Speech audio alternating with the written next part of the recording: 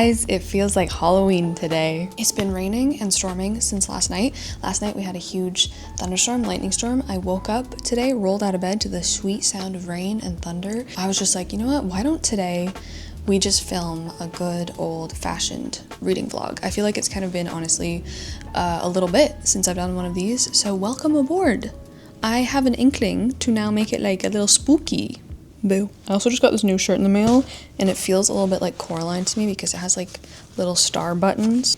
The buttons are stars. Today we're going to be reading, enjoying the weather, the cool weather, the rain, and also trying to get my joints to stop hurting. To be honest, I'm having a bad joint pain day. If my fellow hypermobile peeps are out there watching this, my joints salute your joints. I haven't yet really picked out what I want to read with you guys today. I don't know. I do have an audiobook picked out 100%, but in terms of like a physical book, I don't know. Let me tell you what I have because I'm kind of bamboozled at my own reading situation. I just finished the two most recent books that I've bought, which is great. They're both done now. The first was Annie John by Jamaica Kincaid. I think I talk about this in a vlog. I was supposed to have a vlog out more recently than this one, but I was just really not happy with it, to be honest. I was just like, do I want to post this? Something about it is just, I'm just not thrilled with the end product. So I'll see if I can work it into a better vlog, but I did just finish Annie John by Jamaica Kincaid for the World Tour Book Club. I really enjoyed this. I gave it 4 stars. I don't think I enjoyed it as much as her nonfiction piece that I've read, but nonetheless, just kind of addicting, to be honest. And then the other book I most recently finished, which fits this vibe so well for this video, is Peril at End House by Agatha Christie. I had the time of my life solving this one. We did solve it. If you want to see Gavin and I solve Peril at End House by Agatha Christie, please check out this video. I had so much fun working with Agatha Christie and solving this mystery, and I really enjoyed this book as well, and this is just a gorgeous copy. And speaking of the Cornish coast, which is where this book is set, this is not the first mention of the Cornish coast we're going to get in this video. If you've read the Cornish coast book, you probably know what I'm talking about. You're on Anne of Green Gables, which I'm reading, but I won't include it in this vlog because we're going to do a whole Anne of Green Gables reading vlog, I think, based on what I've seen in the comments, in the land of the comments. And the other book I'm currently reading is actually also going really swimmingly, and it is The Double-Crested Cormorant. This is a book I'm reading for my bird watching vlog, which I am starting very, very soon, so I'm just getting some reading for it done so I can start that vlog and like actually, you know, go bird watching. But yeah, this book has been so devastating, and it's just really hurt my soul because it's all about how the cormorant has been persecuted mercilessly for centuries and still to this day, and it's just really depressing, to be frank. So yeah, that's all I have to say about that right now. However, the spooky audiobook that we have underway, I just started it this morning because I've really been craving spooky reads and craving like Halloween, dark, spooky atmosphere books, and I have had this book on my shelf for so long, and I just feel like now is the time. Everyone has always told me to pick it up. It's a lot of your guys' favorite book of all time. It's Rebecca. I'm finally reading Rebecca by Daphne du Maurier. I have never read Daphne du Maurier. Never read it. I just feel like I'm so in the mood for Rebecca. I feel like I haven't ever been in the mood for Rebecca since having this gifted into my life. We are ushered into an isolated grey stone mansion on the windswept Cornish coast. Maxim de Winter recalls the chilling events that transpired as she began her new life as the young bride of a husband she barely knew. For in every corner of every room were phantoms of a time dead but not forgotten, a past devotedly preserved by the sinister housekeeper, Mrs. Danvers. A sweet, immaculate, and untouched, clothing laid out and ready to be worn, but not by any of the great house's current occupants. I'm only 8 pages through, and I'm already loving it. Like, the imagery, oh my gosh. The imagery, because the first scene is our narrator, the second wife of, I don't even know what his name is yet, but she's having a dream of Manderley, which is the house, and like the gardens in her dream have gone wild and gone to seed, and like everything is copulating with everything else, and there's like 2 plants. I think like maybe it's a lily and a beech tree, but they're being imprisoned by ivy, and I'm like, oh my gosh, like you're already giving me metaphors or symbols, like you're already giving me such a symbolic rendering of the story of like a new husband and wife being haunted by the first wife, like that wife haunting the narrative, yep. I'm 8 pages into this, but that's what we're going to be listening to today, and then we got to pick something else. So I think I'm going to go finish chugging my orange juice, wait a bit, and then make myself a delectable little snack for our reading day together. Let's do one of our reading blogs of your. From her plate to mine, for fear I should have made the better choice. She need not have disturbed herself, for the waiter, with the uncanny swiftness of his kind, had long sensed my position as inferior and subservient to hers, and had placed before me a plate of ham and tongue that somebody had sent back to the cold before.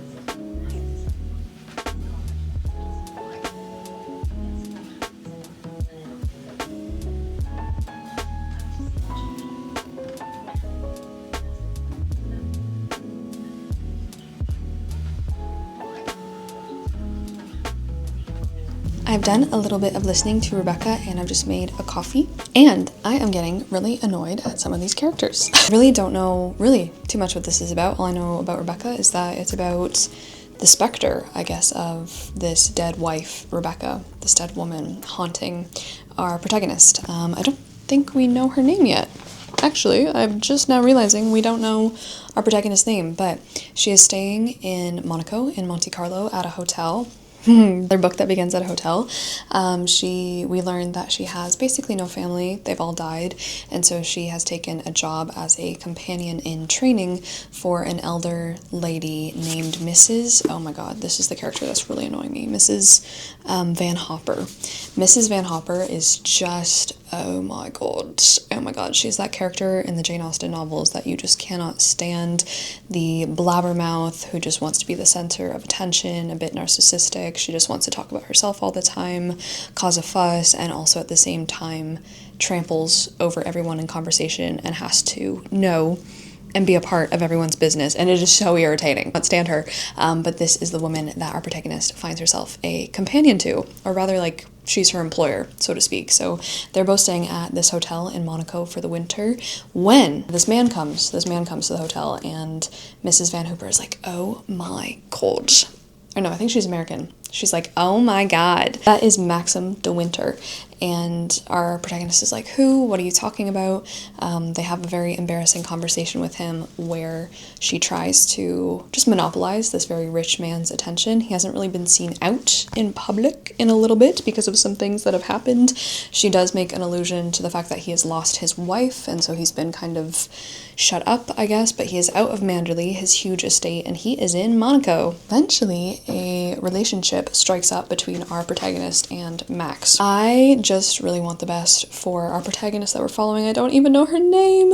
I wonder if we're ever going to know her name, because I think it would be very symbolic and very wretched and very awful if the whole time we only know the name of Rebecca, the wife that came before our girl that we're following. She's only 21 in the past timeline when she meets Max, who is much older than her, and I just don't like it. I don't like anything about it. I'm like, girl, just leave. Please don't fall in love with this man. Unfortunately, she has already started to fall in love with Max. They're hanging out basically every day at the hotel. They're going for drives. They're getting to know one another. He seems to have these moments where she describes it as a trance, like he'll enter into a trance, and he seems a bit maybe suicidal or something like that. Like, he seems something is just not right.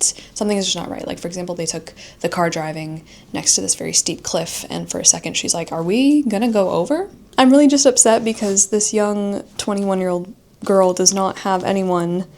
She doesn't have anyone that can help her. She doesn't have anyone to guide her. She only has the insufferable Van Hooper. Van Hooper? Am I saying her name right? Sorry, Van Hopper. Obviously, I know what happens is that she's going to marry Max and get with Max and go to Manderley, which I just really don't want for her. It's so frustrating. Like, I know she doesn't really have, no options. She has no options. She can either stay in this stifling life working for Hopper in this job that is just so tedious to her and she hates it and she can't stand her employer either, or she can go off with this mysterious man and find out more about Rebecca. That's the thing as well, is that our main character is obsessed with Rebecca. Like, she is already obsessed with Rebecca. She's thinking about this man's first wife so much. She's imagining Rebecca, like, who is she? What did she look like? Max gives her this book of poems, and like in the inscription is to Max from Rebecca. And so our protagonist is just like obsessing over this woman she doesn't know. I'm gonna put this down for a tiny bit. I am 46 pages into Rebecca, and I think I'm going to pick up a physical book to read a little bit with my coffee. I just had a lovely yogurt and granola bowl, and it's still pretty dismal outside. It's super windy, and maybe I want another spooky book.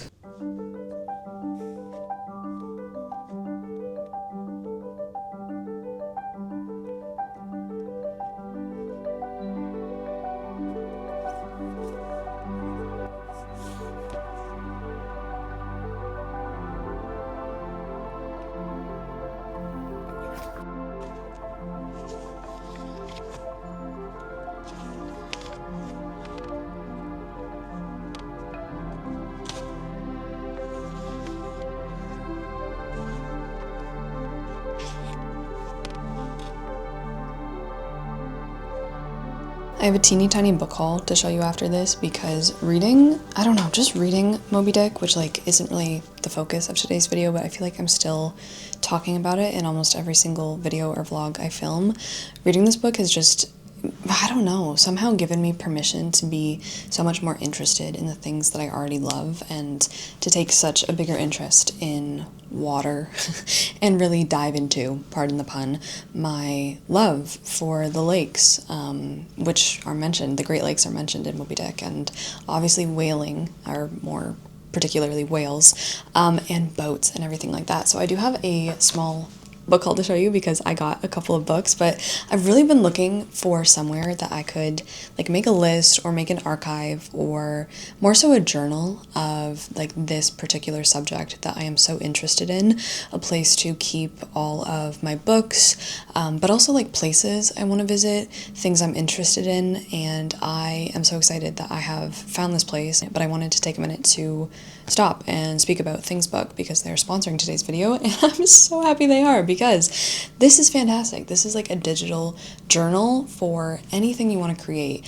I love lists. I love a good list. Seeing a good list, it's so much more than a place to just like stop and cram all of your like ratings or all of the books you've read, or just have like a massive pile of your 2026 TBR, for instance. It's a place where you can add photos, you can add media, videos, you can add links. I love their feature of being able to add the location because I actually have a collection on here that I've started creating of my favorite bookstores, which is so nice because like I can share the location and photos of them all in one place and have it look very visually appealing at the same time. So I'm very excited to share this one with you because I've created a list of my favorite bookstores, mostly from around Canada.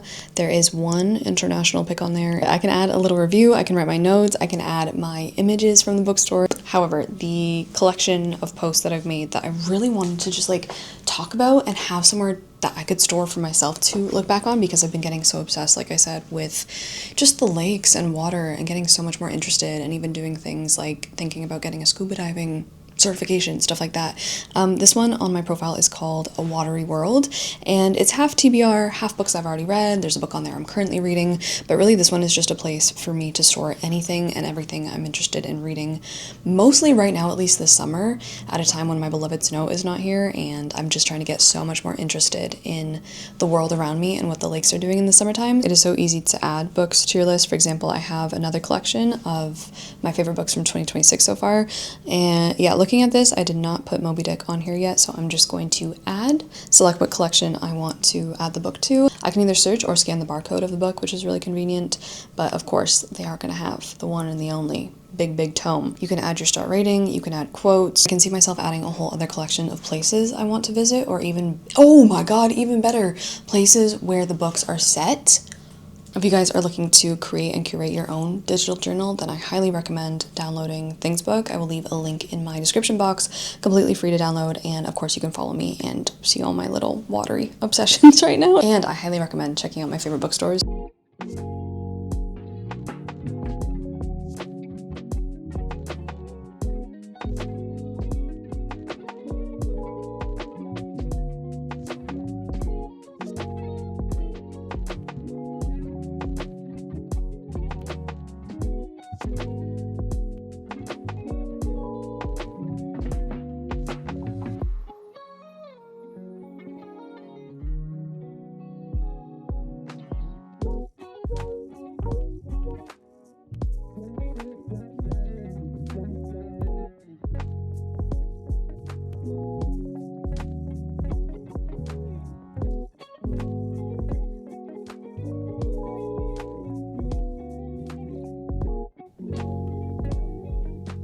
Honestly, just in a bit of like an academic or just like wanting to learn mood today, and I thought since I already chose Rebecca as one of the books I want to read in this video, I don't know if we'll finish any of these or not, but I just thought like I wanted something completely different, and ultimately I decided on a nonfiction, and I honestly think that this one could be a really good companion to Rebecca, because Rebecca, as an outgrowth of stuff from the beginnings of the Gothic genre, like Anne Radcliffe and the Mysteries of Udolpho, and of course so much of Rebecca is about to take place in a very architecturally focused environment, I thought it would be a cool idea to pick up a book on architecture, but this one is much different. So the book that I ultimately decided to pick up is called The Eyes of the Skin by Juhani Pallasmaa. This one is all about how architecture has, and like even just the spaces we inhabit, have placed far too much importance, I think especially in the Western world, on vision and how things look and how things aesthetically appeal to your eyes and to your vision. And in The Eyes of the Skin, the author argues that we've placed far too much importance on the eyes as the main, end all be all, see all be all, really. I don't know if you can hear that wind. It is crazy out there. It says that I learned that our skin is capable of distinguishing a number of colors we actually do see by our skin. What do you mean? It says, I wish to express the significance of the tactile sense for our experience and understanding of the world. The skin, for example, is the oldest and the most sensitive of our organs, our first medium of communication, and our most efficient protector. Touch is the parent of our eyes, ears, nose, and mouth. It is the sense which became differentiated into the others. Oh, I really do not like how small the print is. The print is really, really tiny in this book, but I have a small growing section on my shelf for architecture books. It's something I'm really deeply interested in, and I've just been thinking a lot about my own space and how I want to incorporate a lot of what this book is actually about so many more tactile things in my environment, whether it's stuff that smells different or, feels different. I love sound. I would love to have a water fountain in my apartment. So I've really been thinking about all of that and also bringing more of the environment into my apartment, really celebrating the environment that I live in and being able to connect with it a lot more. I think you saw in my bedroom that I just got a map of the Great Lakes, and I've just been really wanting to bring more of the outside inside. I've gone out and bought so many plants over the past few months, which has just been so great. A couple apartments ago, I had a really thriving, large growing garden, and when I got Calcifer, I pretty much gave away all of my plants because most of the ones I had, probably 90% of the plants I had, weren't cat safe. But now all the plants in my apartment are cat safe, and I've kind of been cultivating a lot more of a little garden in here, which just adds so much. But yeah, I just kind of want to bring the environment of the lakes, I guess, so to speak, into my home more and more. I have a few crafts that I've actually been putting off. This book is just making me think a lot about this stuff, but I'm just blabbing. I have a lot of crafts that I've put off making with a bunch of shells and just other natural materials I've collected over the months living here that I want to create and hang around my apartment. In terms of smell, I do get the lake smell in my apartment when I open my windows, but I'm not sure how to bring maybe this book is going to tell me how to incorporate smells into my environment. And then in terms of sound, I love wind chimes, specific wind chimes. So I have a couple, but I would really like to get one of those Japanese, what are they called? I think it starts with an F. I think it starts with an F, but they're Japanese wind chimes, essentially. They make a darling noise. Quite the interesting combo. I feel like this is something I want to do more and more with my reading, is read 2 books together at the same time. It doesn't really matter what the subject matter is about or what genre they are, but just that speak together, intentionally trying to choose 2 or more books to read all at the same time, a little recipe that are just going to talk to each other and basically enhance the reading experience and cross-pollinate my neurons.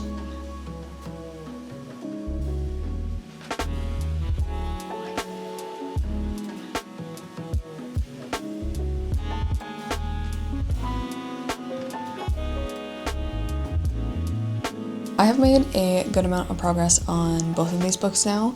I really kind of want to update you on Rebecca first. Guys, I don't know. Okay, so a lot has happened. A lot has happened, but I won't be spoiling anything yet because everything that's happened so far is in the synopsis. But our girl, we still don't know her name. I feel like we're never gonna know her name.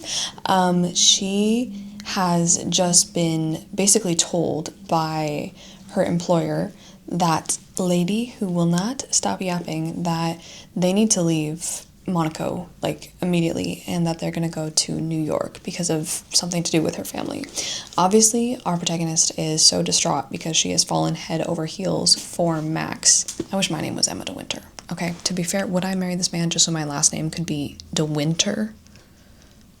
I'm thinking about it. I do not want her. I don't want her to go with Max. I don't want her to go with Max because the morning that she tells Max, like, hey, I am being taken away, he's like, well, you can either go to New York or you can come to Manderley with me. And he just says right there, like, hey, we can get married. Why don't we just get married? No, I just feel so bad for her because she's so young. Like I said in the last update, she really doesn't have any options.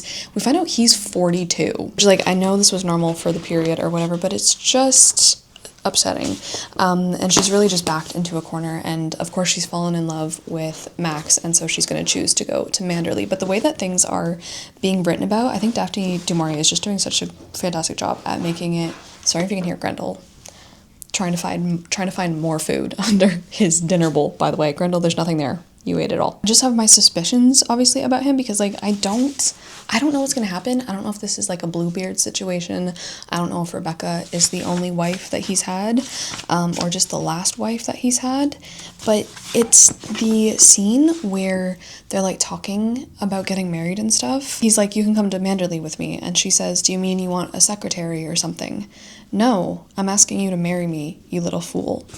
And he just kind of keeps insulting her and says that she's almost as ignorant as Van Hopper and just as unintelligent. And the whole time, like, this protagonist is, like, she is just so delusional and young and impressionable, but she's so full of, like, she's just imagining so much more than the situation is obviously letting on, because she doesn't really, I don't think she really hears the insults in what he's saying or hears the lack of love and care in his words, and she's just kind of, like, overjoyed at the fact that he's just simply, basically just, you know, asked her roundaboutly, while insulting her, by the way, I'm asking you to marry me, you little fool. He's like, okay, so that's settled. Instead of being companion to Mrs. Van Hopper, you become mine, and your duties will be almost exactly the same. I also like new library books and flowers in the drawing room, and someone to pour out my tea. You must never let me run out of my particular brand of toothpaste. So she, again, doesn't really, like, this is just so frustrating. This is just so frustrating. Because, like, she doesn't really, I think, understand what she's getting herself into at all. And obviously in these passages, I've been like, oh girl, he's totally using you. I don't know what for yet. Maybe just to replace the memory of his dead wife. But then, like, our protagonist starts acting super weird, and, like, I'm honestly a bit unsettled by her and by her obsessive behavior about Rebecca. She's just getting increasingly obsessed about it, and there's so many passages so far in the novel where our narrator is just going on and on about these ideas she's having, where she's going to be the mistress of Manderley and she's thinking about usurping Rebecca's place. Perhaps he said, I fell in love with her, you know, the very first time we met. And she in answer, why, Mr. de Winter, it's quite the most romantic thing I've ever heard. Romantic, that was the word I had tried to remember coming up in the lift. Yes, of course, romantic, that was what people would say. It was all very sudden and romantic. They suddenly decided to get married, and there it was. In love. He had not said anything yet about being in love. No time, perhaps. It was also hurried at breakfast. No time. No, he had not said anything about being in love. She is just staring at the book of poems that was gifted to Max by Rebecca. And it's so creepy. Go on, whispered the demon. Open the title page. That's what you want to do, isn't it? Open the title page. Nonsense, I said. I'm only going to put the book with the rest of my things. She stumbles and she knocks the book to the floor. Rebecca was dead. The dead slept in peace. But how alive was her writing, how full of force. It was just as if it had been written yesterday, the dedication to Max. I took my nail scissors from the dressing case and cut the page, looking over my shoulder like a criminal. I cut the page right out of the book. What is this behavior? Insane behavior. Insane, crazy, cuckoo caca behavior. What is going on? We've actually just arrived at Manderley. We have met the character that I think is going to cause our protagonist a lot of trouble, which is the head of the household, Mrs. Danvers. It's interesting because, like, you could kind of translate her name if you were just to say, like, Danvers into in glass. I think I know her as the character who's, like, preserving Rebecca's legacy and is trying to preserve and, like, I don't know, fossilize or immemorialize Rebecca's presence in the house. So I love when names have, that little dash of symbolism, like in glass, keeping something in glass, keeping something the way it is, preserving something. I've also made it a little bit of the way through The Eyes of the Skin, and I'm really liking this. This one is actually really interesting to read now with social media the way it is and with AI the way it is. This is very, very interesting to read about the supremacy, so to speak, of the eye and the emphasis that is placed on vision in Western culture. Yeah, he talks so much about not only architecture, but literature as well. The inhumanity of contemporary architecture and cities can be understood as the consequence of the neglect of the body and the senses, and an imbalance in our sensory and value system. The dominance of the eye and the suppression of the other senses tend to push us into detachment, isolation, and outsideness. So interesting, because this was written in, I think, 1994, and everything that he's talking about with like technology at that time in the 90s is of course heightened so much more now, and reading The Eyes of the Skin is honestly just making me want to get off my phone even more than I already do, and like not be on it and not obviously doom scroll or anything like that. But yeah, hegemony of vision has been reinforced in our time by a multitude of technological inventions and the endless multiplication and production of images, an unending rainfall of images, as Italo Calvino puts it. The fundamental event of the modern age is the conquest of the world as picture. Visual images have become commodities, a rush of images from different spaces almost simultaneously collapsing the world spaces into a series of images on a television screen, and now obviously on a phone screen. I cannot imagine what this author would think, like applying everything he's talking about now to obviously today's world and today's internet landscape is just like horrifying. And obviously a lot of social media and phones and internet and everything like that now also continues this line of thinking that he's arguing against, with prioritizing the eye and prioritizing vision and the endless attention that is taken over by social media and like is so dependent on you always watching, on you always consuming something with your eyeballs. And then even in the 90s, the current industrial mass production of visual imagery tends to alienate vision from emotional involvement and identification and turn imagery into a mesmerizing flow without focus or participation. He also talks about how the world obviously went from like kind of an oral dominated sphere when like you were hearing everything, for example, when stories or myths or fables were passed down mouth to mouth, ear to ear, and then the invention of the written word and how society and the world has gone to now written format and how we've lost that connection. A lot of us have. I always used to do this thing as a kid too, like thinking about this, it made me remember that I used to do this. I would try, it was like after the age that I had learned to read, but I would try when I would go out and we were driving, I would just try to like look at words or look at billboards or look at all the numerous advertisements that also are trying to attract the power and the will of your eyeball.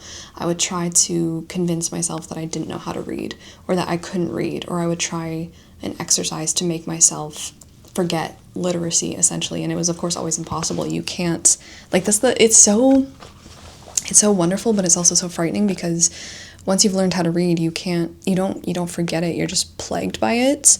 Everything you see is now practice and installs the language deeper and deeper. You live somewhere and you look out your window like I used to, where you would just see billboards along the highway and advertisements as far as the eye could see. Like, you are just forced essentially against your will, unless you close your eyes, to read them. Like, you can't not read them.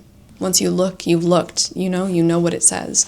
And that's all. I just always found that a little bit horrifying. Images are converted into endless commodities, manufactured to postpone boredom. Humans, in turn, are commodified, consuming themselves without having the courage or even the possibility of confronting their very existential reality. We are now made to live in fabricated dream worlds. Were either of these on my June TBR? No. But today I just wanted to mood read a little bit. So, have you been staring at me like a golem this whole entire time in the background?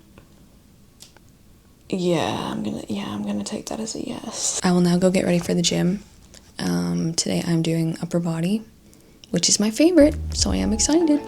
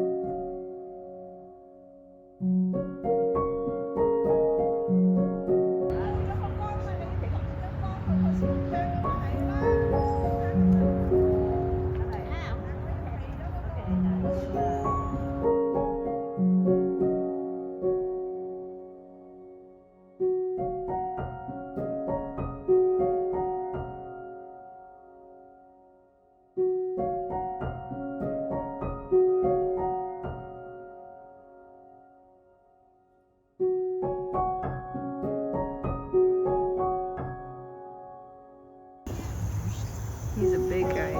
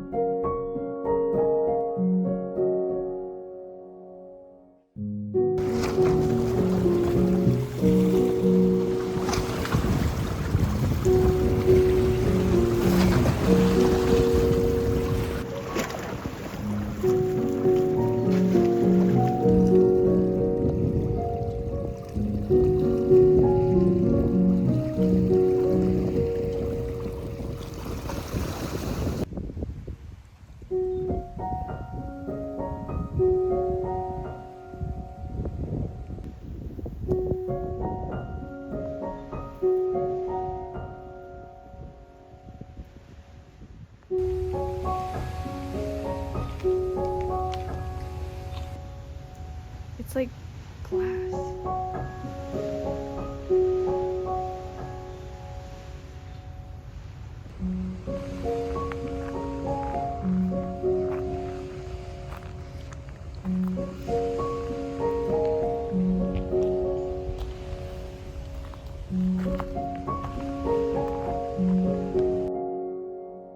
You are a cat right now in the cat tree. Say meow. Rebecca, it is day 2 of reading Rebecca. Welcome to day 2 of the reading vlog. I am 166 pages in, which is chapter 14, and I don't know what the hell's going on, man. I don't know what the hell's going on. Like, we are well into our narrator's stay at Manderley with her husband. She's met a bunch of people. Of course, we've been introduced more properly to the head of the household of the staff, Mrs. Danvers, and something's going on with her. Something is going on with her. She resents our narrator. We find out it might be because Mrs. Danvers was really close to Rebecca. Rebecca's not around, and our narrator is now her replacement. But, like, here's the thing. I don't know if this whole thing is going to be, like, kind of a debatably turnish of the screw situation where our narrator is maybe just doing it all in her head, where she is so obsessed with Rebecca, so worried that she's not going to live up to Rebecca's standards. And I don't think I've mentioned yet, but there's also a very big difference in class and upbringing between Rebecca, who is the former wife of the household, and our narrator, who does not come from like any money whatsoever. And so suddenly she's kind of in a great expectation sort of situation where she's thrust into this world and expected to know all of these things that she really doesn't know. Her husband is not helping her with at all. Okay, her husband's basically like treating her like a sofa or like another one of the household dogs. Like, he's really not. It's a disaster. It's a disaster. But she is continuously deluding herself into thinking that she is happy with him. They just had an argument where she's just like, you know what, we're happy. And he's like, well, it's settled then.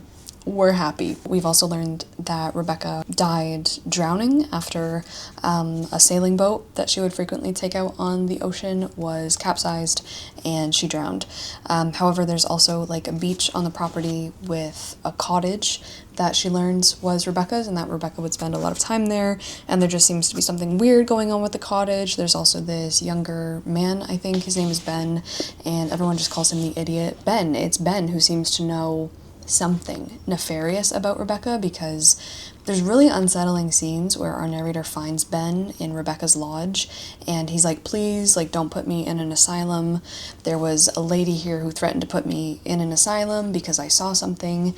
And I don't know why our narrator really kind of dismisses that, but I'm like, what did you see, Ben? The whole time I'm like, did Max kill his first wife? Did Rebecca do something shady herself? Is our narrator kind of just reading way too much into this, like a Northanger Abbey situation. I don't know. The book is still moving really, really slowly. I think Rebecca is a great, very nice, slow-moving, slowly paced. We spend a lot of time in each and every scene if you're looking for something like that. The other thing is that we just had a scene where Max, her husband, is out for the day in London and she has the house all to herself. But she sees Mrs. Danvers bringing some random guy into the house and they're like being so secretive about it. And I'm like, what is going on? Like, what is going on? I really do have a great desire to know what the hell is going on. What in the bananas is going on here? I am actually, I think, 322 pages through this book. I don't find myself enjoying it that much, to be honest, which seems like what is wrong with me, but I really don't find myself enjoying it so much. I do want to find out what happens with, not really, I guess, the mystery, but more so I just want to see how it ends. I think I just want to see what the ending of the book is. Yeah, I'm just not head over heels with my first Daphne du Maurier. I'm kind of really surprised at this and a little bit upset. I'm just finding it a little bit frustrating. I think, number one, I have really over the years so unimpressed and so discouraged and frustrated and fed up reading about English conventions and like stuff like, you know, from this time period, from this class, from this rule book. Like, it just really incredibly frustrates me, the fact that everyone just accepts that no one is ever saying anything they mean. You can't ever say what you mean. You have to behave a certain way. You have to look a certain way. You can't ever show your interiority to someone else, and certainly not in public or when there are other people around. I don't like reading about the dynamics and how people are allowed to act in this class towards their servants. It's just, I just don't like reading about it. I find it infuriatingly stupid. Mostly this book has just been so frustrating because I just wanted to shake everyone and I'm just like, just talk to each other, god damn it. Like, it's just one big masquerade, and I just felt the exact same way reading like my last Jane Austen, and I was just like, wow, like, I don't want to read this anymore. I really just wish and prize people's genuineness, and so yeah, this is kind of a whole separate rant and a whole separate thing, but for me it's just incredibly frustrating to read and incredibly frustrating on the part of our protagonist. Every decision she's made, every delusion she keeps on stirring up in her mind simply because she will not hunt out the truth herself, will not ask anything about anyone's feelings, and much less say anything about her own. It's just frankly idiotic, and I understand that this is the culture that she's born into, even more so now emphasized because she's living at Mandalay, at a place where these rules are much more strict and have much more consequence for your public image. But it's just, sorry, I'm shaking the ground. I need to calm down a little bit. I do sympathize with her, but my goodness, the decisions that are being made, the way that she is acting, such a frustrating character to follow. Like, everyone in this book is making me so upset and so frustrated. A lot of people in this book do crazy things, do bad things. I am probably honestly the most frustrated with our protagonist out of everyone. There was just a scene we had where she is talking to her husband and they're having a conversation in the library. It's probably the last library conversation of the book, so if you read it, you'll know what I'm talking about. And I was just like, yeah, they're coming to arrest me because I am not enjoying Rebecca. That's fair. Like, try to hide the mic from this, but I was just like, wow, this is the way we're choosing to react. This is how you're proceeding with this. This is what's going on. I'm just like, okay. She's got some issues. Our narrator has some deep issues. It's after midnight now, and I have finally finished Rebecca. Not only did I finish the book, but because my copy had this really beautiful, just gorgeous Netflix sticker permanently stuck to the cover that I can't take off. I didn't even ask for it. It just came like this. It's forever marring this beautiful book, adding a little gem to it. It kindly let me know that there is a movie. I ended up watching the whole thing as well, and it's now like 12:30 a.m. Read the book. Don't bother watching the film. I watched the newer one. Don't waste your time. I would say don't waste your time. I do wish I could have gone back to myself like 2 hours ago and been like, Emma, just go to bed. I did not really think the movie was very good at all, to be honest. So it was pretty faithful to the book. I just didn't really enjoy it. And that is kind of my final thoughts with Rebecca. This is one of those books, and I talk about this a lot on my channel, but Rebecca is ultimately one of those books that I love now, having had the experience of reading, which in and itself I didn't really enjoy very much, to be honest, but I now love having read it and being able to think about it, dissect it, and kind of look at it and talk about it, like comment about it. I love that. But I didn't really like reading the contents itself. I loved the ideas. I loved what we were exploring. I loved ultimately like the double and kind of the alter ego, and the two women in this book, the two women especially, our unnamed narrator who never gets a name. We just know her as Mrs. De Winter, so she gets her man's name. We have Rebecca, who, even though she is the dead person in this book, even though she's the person who's never on the page herself, she has the most presence. She's the most interesting character in the book. She's the most vital, and she is ultimately the most alive, even more alive than the second wife that we're following, who I would argue is dying inside this marriage that she's now in. I've stayed up too late and my cat has become a goblin, so I'm really sorry. I am scared for my life. The absolute frustration. I hate so many people in this book, but I think ultimately the person I hate the most is our narrator. I really just want to sit down and slap her in the face. The way that she reacts to things, what she chooses to do with information she's given is insane. Like top 10 people I despise now in literature is this unnamed narrator. Even though I understand her completely, understand her behavior, but I do not accept it. He is spitting at his own shadow on the wall. We've stayed up too late. I fed him past midnight. Oh my god. Having read the whole thing now, I really do think the obsession that our narrator has with Rebecca is actually so much cooler.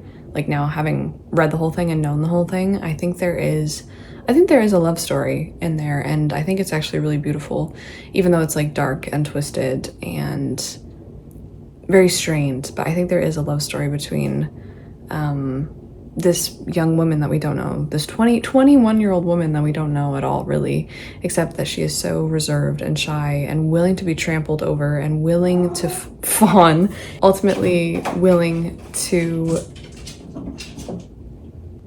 Right, what was I saying? Ultimately willing to basically efface herself and just shrink herself into nothing for the sake of her marriage, the sake of propriety, and the sake of convention.